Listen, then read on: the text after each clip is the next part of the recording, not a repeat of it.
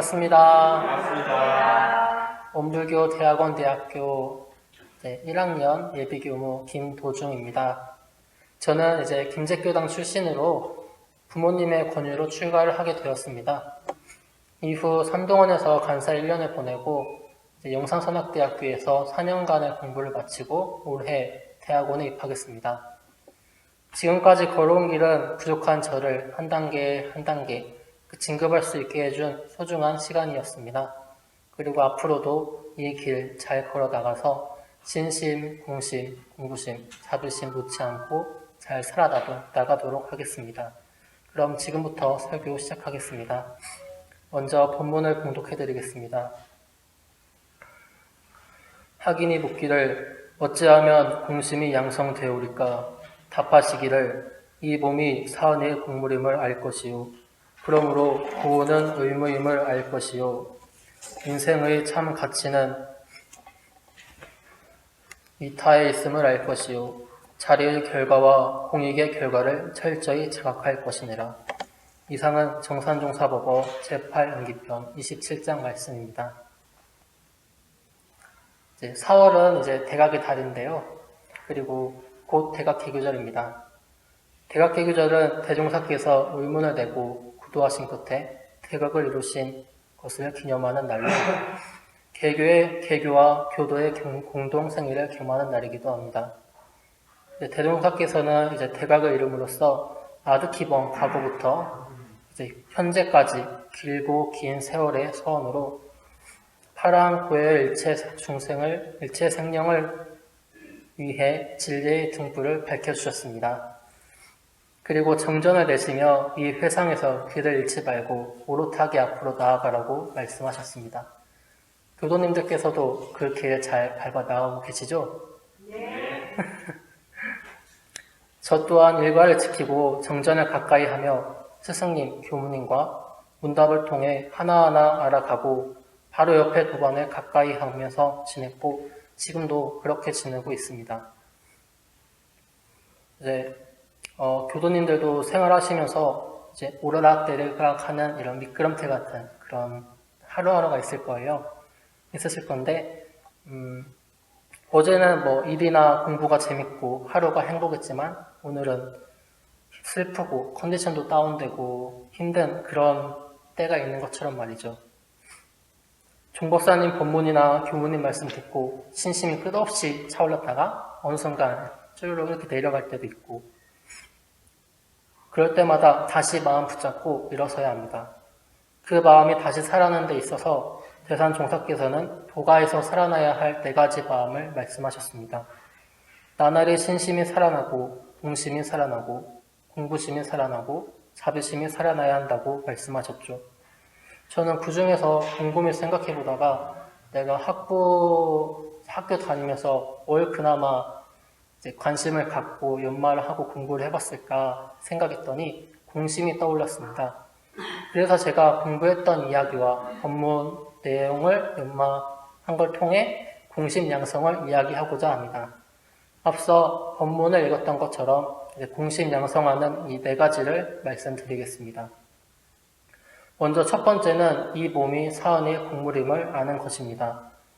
대종사께서는 사은의 내역을 말씀하시면서 곧 우주만유로서 천지만물 허공법계가 다 부처하님이 없다 말씀하셨습니다.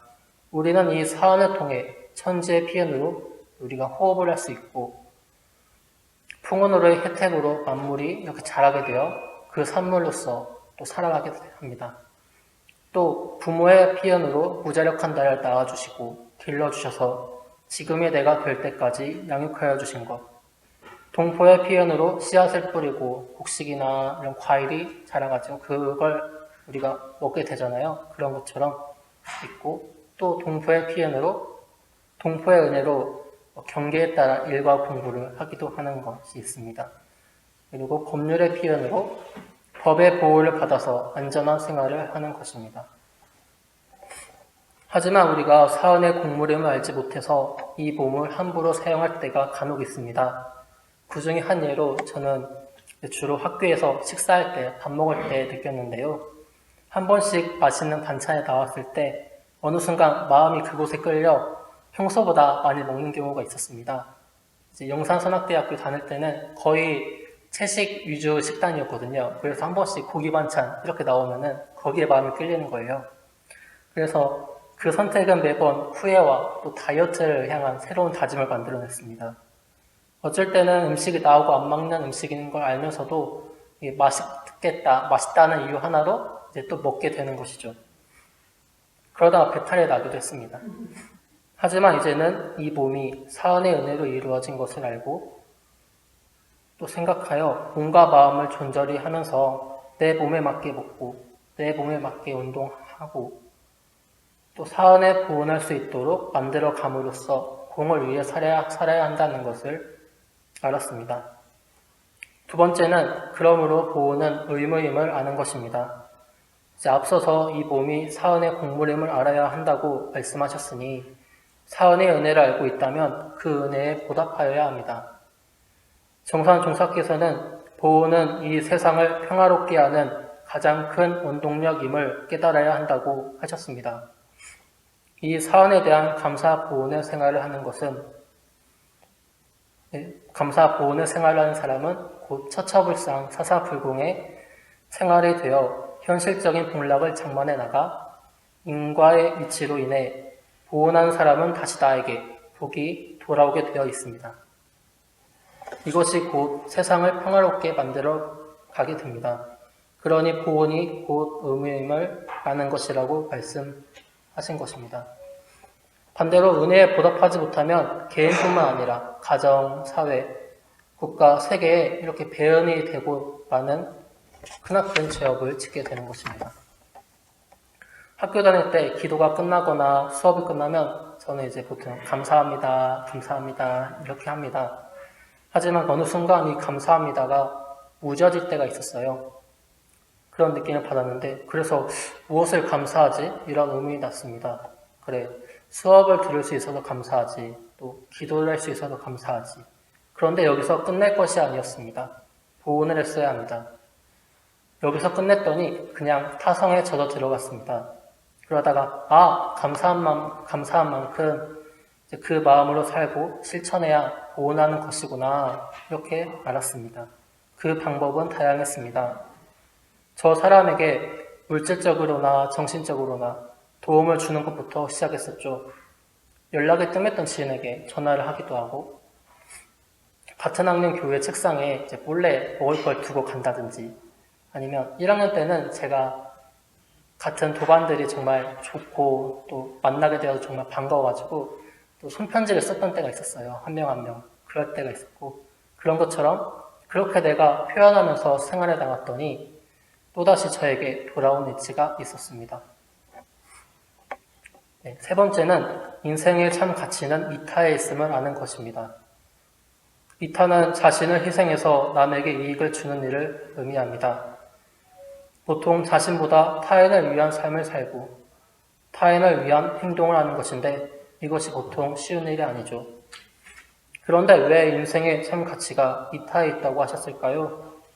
그 이유는 이순신 장군님과 같은 국가를 위한 삶, 전체를 위한 삶을 산 인물들이 세세생생 지금까지 존경과 숭배가 이어지고 있기 때문입니다. 대산종사께서는 교리편에서 이같이 말씀하셨습니다. 세상은 나 혼자만 잘 살 수 없는 것이니 나와 내 가정이 잘 살려면 먼저 남과 이웃이 좋아져야 함을 깊이 각성하고 각자가 불보살의 희생적 대자 대비의 정신을 채받아서 전 인류의 생활이 자연히 골라지고 그에 따라 개인도 좋아지리라. 저는 개인적으로 오늘 본문처럼 개인적으로 도량의 주인, 공도의 주인 이런 말을 좋아해요. 그래서 간사할 때 당시 원장님께서 이 100만 평 땅이 다 도중에 네 것이다 이렇게 말씀을 하셨었어요. 처음에는 이게 무슨 소리인가 싶어가지고 저는 아니 이게 내 땅이 아닌데 어떻게 내 땅이냐 이렇게 생각을 했어요. 네, 근데 그런 조금씩 지나고 보니까 매번 도량 청소하고 훈련을 정리하고 또 훈련은 끝나면 비품 정리하고 그런 일들을 하다 보니 점점 눈에 익어가고 이제 능이 났습니다. 또 시간이 좀 지나고 나니 내가 청소하고 정리하는 그 자리를 교도님들이 이제 편안히 쓰시고 잘 가시는 걸 보면서 제가 기분이 막 좋아지게 됐습니다. 이걸 보면서 저는 이탈하는 게 멀리 있는 것도 아니고 막 안 보이는 것도 아니고 눈에 보이는 것만 있는 것이 다가 아니다, 이 생각이 많이 들었습니다. 마지막으로 네 번째는 자리의 결과와 공익의 결과를 철저히 자각하는 것입니다. 먼저 자리의 결과는 자기 자신의 이익에 대한 결과를 의미합니다. 그렇다면 공익의 결과는 나보다 전체를 위한 일의 결과를 의미하겠죠. 개인주의, 이기주의에 대한 결과는 최근 드라마나 영화만 봐도 개인의 이익을 위했던 사람들의 최후가 어땠는지를 보면 알 수 있습니다. 개인의 이익을 위해 욕심을 부렸다가 도리어 자신에게 불행이 돌아오기도 했죠. 반면에 개인의 이익이 아닌 전체의 이익을 위했던 사람은 그 공덕이 돌아와 일이 잘 되어지는 이치가 나타나게 되었습니다. 코로나 속에서의 상황은 봐도 알 수 있었습니다. 오랫동안 지속되어 오고 있는 코로나 시대로 인해 세계적으로 많은 사람들이 고통을 받아왔는데요. 그 고통을 이기지 못해서 개인의 자유를 위해 방역수칙을 제대로 지키지 않는 사람들의 수가 증가했었고, 그로 인해 코로나 확진자 수도 자연히 증가하게 되는 원인이 되었습니다. 그 사람들이 많은 비판을 받는데 반해 방역수칙을 철저히 지킨 사람들이 있었기에 우리나라는 이제 다른 나라에 비해 확진자 수가 적었었습니다. 그리고 그 방역의 최전선에서 열심히 일하고 계신 의료업계 종사자들은 많은 대중의 존경과 아낌없는 박수를 보냈었죠.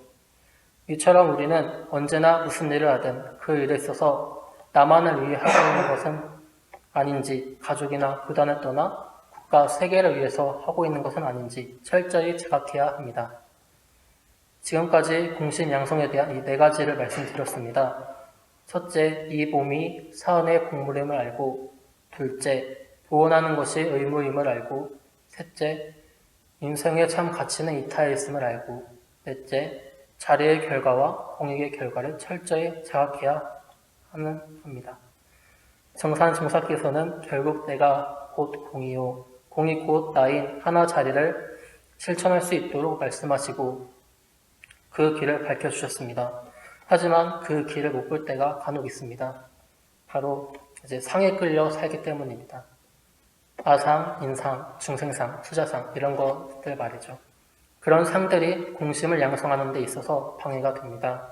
그러니 이 네 가지 길을 밟아 나가는 데 있어 상 없이 밟아 나갈 수 있도록 우리가 실천해 나간다면 정산 종사께서 말씀하신 본문 자체가 원만히 잘 드러나지 않을까 생각하며 이상으로 설교를 마치겠습니다. 감사합니다.